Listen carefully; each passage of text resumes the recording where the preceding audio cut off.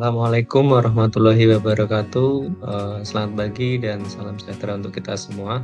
Pada hari ini saya ingin memaparkan tentang demonstrasi kontekstual mengenai filosofi pendidikan dari Ki Hajar Dewantara. Memulai dari filosofi yang pertama bahwa pendidikan dan pengajaran. Seperti kita ketahui bersama, kata pendidikan dan pengajaran ini adalah dua hal yang terpisah tetapi tidak bisa dipisahkan secara realnya. Kenapa? Karena pengajaran bagian dari proses pendidikan. Pengajaran merupakan pemberian ilmu kecakapan lahir dan batin. Sedangkan pendidikan merupakan tuntunan mencapai kebahagiaan tersebut. Jadi ini merupakan dua hal terminologi yang tidak bisa dipisahkan dan saling melengkapi. Kemudian yang kedua adalah pendidikan yang menuntun. Makna dari kata pendidikan yang menuntun ini adalah segala upaya menuntun kodrat pada anak sehingga mampu mengarahkan anak didik melakukan hal-hal yang positif. Kemudian yang ketiga adalah kodrat alam dan kodrat zaman. Pendidikan anak yang menerapkan kearifan lokal di mana lingkungan anak berada dan menyesuaikan perkembangan zaman secara dinamis dengan tidak bertentangan rasa kemanusiaan. Kemudian filosofi yang keempat adalah pendidikan budi pekerti.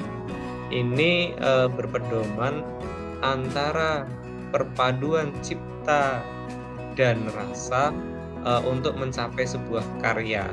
Ini untuk mewujudkan karakter tersebut ini diperlukan sebuah tuntunan, diperlukan sebuah latihan dan teladan bagi anak didik kita.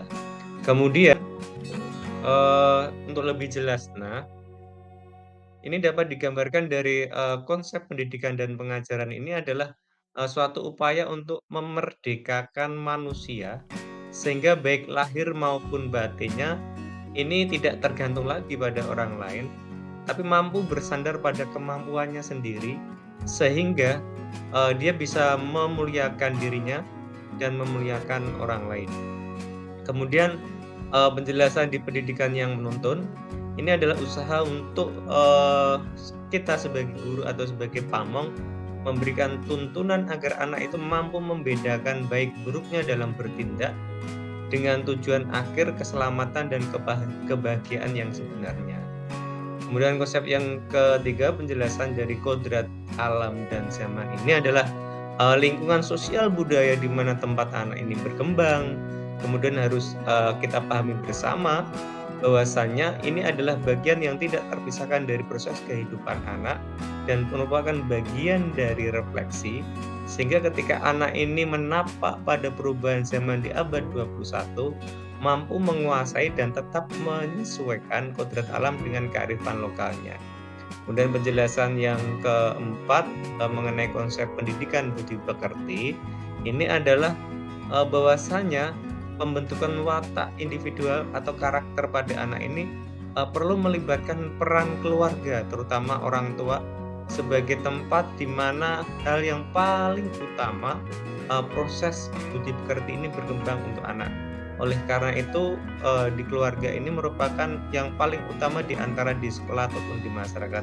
Sehingga penumbuhan budi pekerti ini dapat maksimal jika peran orang tua di dalam keluarga ini bisa menjadi sesuatu hal yang utama dan menjadi teladan bagi anak.